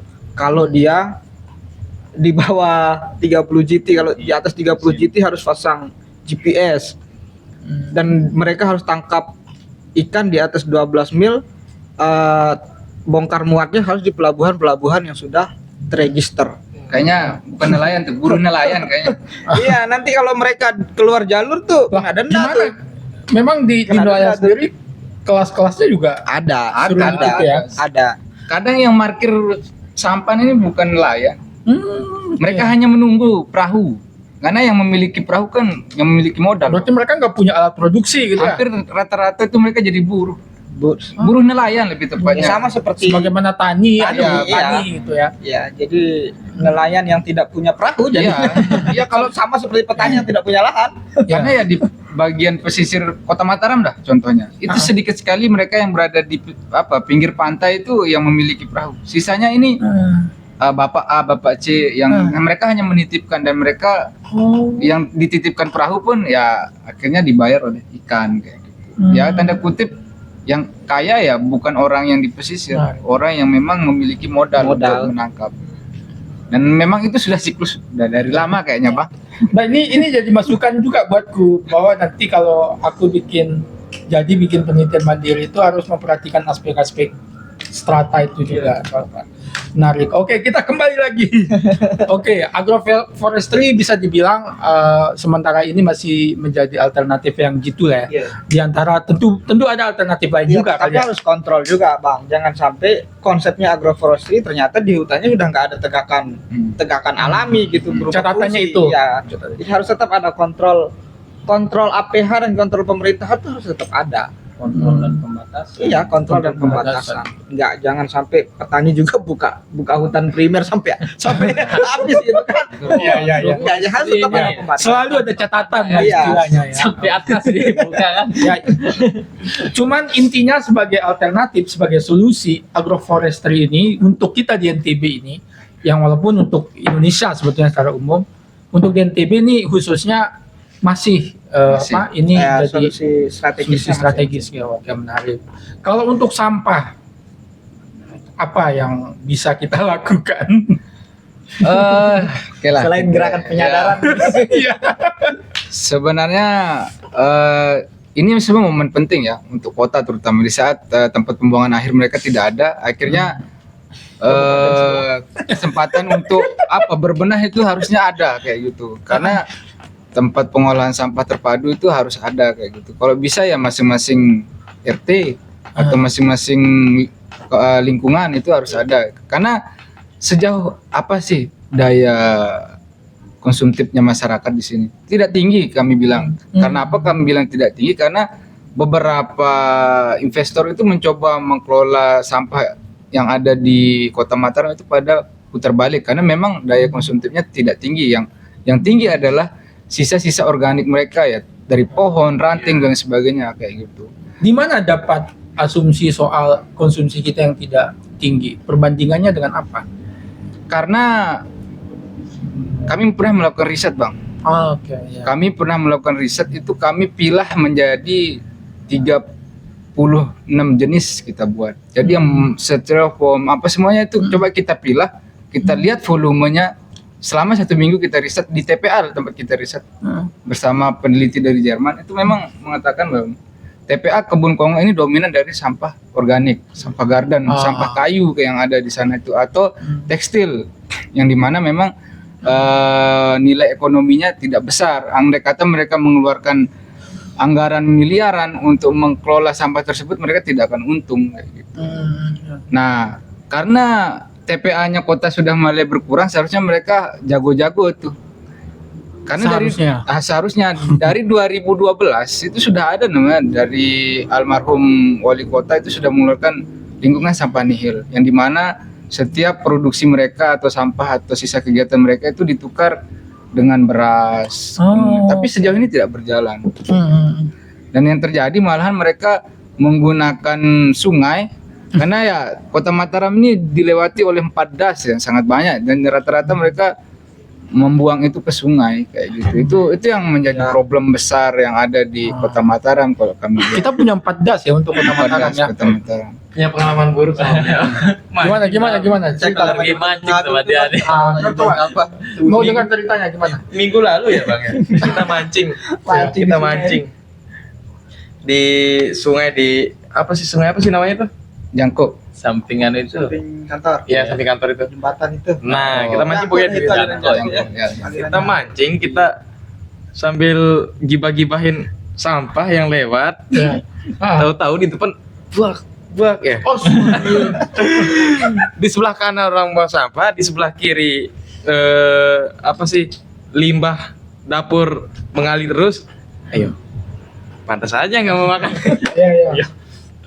Aduh, kira-kira dia nih pelampung tenggelam kan, pelampungnya diangkat. Sampah. yang lain Bukan ikan yang lain bukan ikan, sampah. Sampah tapi ada gambar ikan. Kita lagi asik gibahin lingkungan sambil mancing, gibahin sampah yang lewat. Tahu-tahu di sebelah kanan di seberang sungai ada yang buang Tapi sampah. kontras sekali, maksudnya di sana di depan kita juga anak-anak itu main di sungai. Iya. Yang Mereka menikmati itu. Seru lah. Tapi paling tidak dulu saya juga seperti itu. Tapi dulu di sungai kita di Kopang itu tidak separah belum separah tercemar lah itu, gitu belum. sampah. Jadi jam 7 sampai jam 9 pagi itu airnya masih jernih dulu kalau di rumah di sana lah tempat tinggal saya kan. Iya, dan bicara limbah di Kota Mataram, kita pernah hadir di ini ya, RPJM di Kota Mataram. Rian di situ juga komentari tentang IPAL, Iya. IPAL Mataram Iya. dengan limbah Rumah tangga rumah tangga, hotel-hotel. harus selalu endingnya ke Kemana? sungai. Kemana tuh limbahnya? Iya. Nah, itu yang jadi catatan di revisi RPJMD-nya Kota Mataram. Betul. Hotel ini Tidak kan hanya skala itu besar, sih, tidak hanya limbah, lebih banyak kita bahas ya, termasuk alih fungsi kawasan. Ini ya juga apa yang lucu itu ruang terbuka hijau Ya, Kota Mataram. Mataram itu kan menjadi soal. RTH kok beton. Iya kan? Iya. Sampai tim untuk penyusunan itu juga mengakui, iya ternyata walaupun di Udayana juga yang begitu banyak pohon masih kita gerah ternyata ya. Dan berarti fungsi ekologisnya itu nggak kepake jadinya kan? Ekonominya iya. Iya, ekonomi ya. 30% Ekologisnya nggak sampai. baru 11%. menarik. Apalagi Lengkap Sancareang. sekali itu kalau bicara Kota Mataram saja tentang limbah, sungai. Ya. Ya itu tadi didorong IPAL komunal Bang, sedang dikaji. kalau kolektif. Kembali ke tadi menyambung soal tadi kan sudah ada tuh yang perlu dilakukan secara teknis, misalnya soal apa namanya sampah, kawasan sampah terpadu. Apalagi selain itu yang TPST. Ya ukurannya nggak usah jauh-jauh lah. Kayak di sebelah ini kan ada kejuruan sekolah kejuruan. Jadi sebenarnya harus dijadikan latah. Jadi tanda kutip pernah ada NTB Zero Waste ya. Tapi itu tidak latah lah ternyata. Tidak pernah latah dalam artian yang selalu menjadi emban tanggung jawab itu hanya dinas terkait lah. Ya nggak usah kita sebutkan dinas terkait tersebut. Karena ya pendopo gubernur dan pendopo wakil gubernur pun selokannya bau sekali. Iya bau kalau kita ngomong depan pendopo wakil gubernur yang ada di Kekali ini sangat-sangat bau kayak gitu. dan mereka bisa kasih parfum gitu ya. Awas. Ya maksudnya ya yang menyambung seperti yang dikatakan Bang Topan tadi ya, memang instalasi pembuangan air limbah kita selalu berujung ke irigasi ending ke sungai. Sungai ya pasti ke laut kayak gitu. Dan seharusnya yang pernah dulu dibumingkan semua sudut pandang tentang pengolahan sampah ini harusnya terpadu.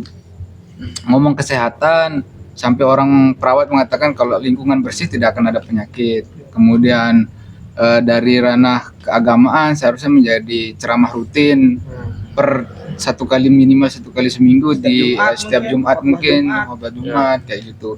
Atau di sekolah itu ya aktivitas kalian bisa ya tanda kutip, kami pun di kampus itu mencoba mencicil uang SPP pakai sampah pun tidak berjalan secara efektif karena ya kesadaran ini harusnya dari dini ya. Kembali ke beberapa negara maju ya kayak Jepang itu ya 10 tahun mereka mengajarkan anak-anak usia dini itu untuk memahami tentang ini loh sisa kegiatan kalian, ini loh sampah kalian kayak gitu. Yang dimana di usia 11-12 mereka sudah mengerti. Jadi kalau saya punya sampah beling saya harus buang ke tempat yang sesuai yang sudah disediakan, atau plastik saya harus buang ke sini kayak gitu.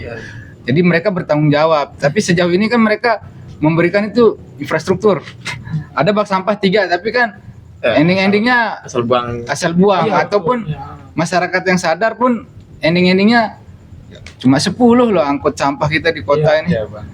Setuju. Pilah sampah tapi ending-endingnya dikumpulin jadi satu juga kan. Buang tumpuk, Ya, buang angkut tumpuk lagi. jadi ya seperti yang abang bilang tadi, masyarakat sudah sadar. Cuma Negara nih, pengelola negara ini. Paling tidak kita punya gerakan untuk mencicil ya. Sedikit demi sedikit. Walaupun ujung-ujungnya menyatu lagi kan. ya, apalagi sekarang nggak ada lagi NTB Zero Waste, yang ada NTB mendunia lagi nih, ya kan. Jadi nah itu saya nggak tahu ini, tapi kan Mendunia sekarang dekat-dekat Mendua nih. Mau pisah kita sama PPS ini. Mendua jadi. Halo. Ya tapi walaupun soal zero waste kita, misalnya kalau kita mau tangkap apa namanya konsepnya gitu, kalaupun sudah hilang nama programnya, kalau menurut teman-teman di sini maksudnya ada upaya meneruskan nggak misalnya kalau itu dianggap ada baiknya? Masih Bang, karena ya secara psikologi kita sudah merasakan nih dampaknya kayak gitu. Jadi aktivitas sampah ini udah sangat-sangat buruk sekali kalau kita cuek kayak gitu. Ya kalau masih di halaman rumah kita masih bebas berkeliaran, ya jangan salahkan Lombok ini tidak akan menjadi areal pariwisata, karena ya unsur-unsur pariwisata ya kan kebersihan kayak gitu. Ada praktik baik nggak yang sifatnya lebih spesifik? Tadi nyebut tentang yang sampai sekarang gitu ya, pengelolaan kebersihan di wilayahmu tadi kan yang sekarang sudah menjadi hijau. Ada nggak praktik baik yang mirip-mirip kayak agroforestry yang sekarang kan kayak di Lombok Barat sudah, yang bisa menjadi semacam inspirasi gitu buat kita, baik inspirasi politik ataupun inspirasi moral? Kalau di Jepang tadi kan masih kayak secara garis besar gitu, secara pendidikan. Kalau praktik baik yang kami perhatikan di beberapa instansi ini lagi menggaungkan tentang proklim Bang, kesadaran iklim kayak gitu.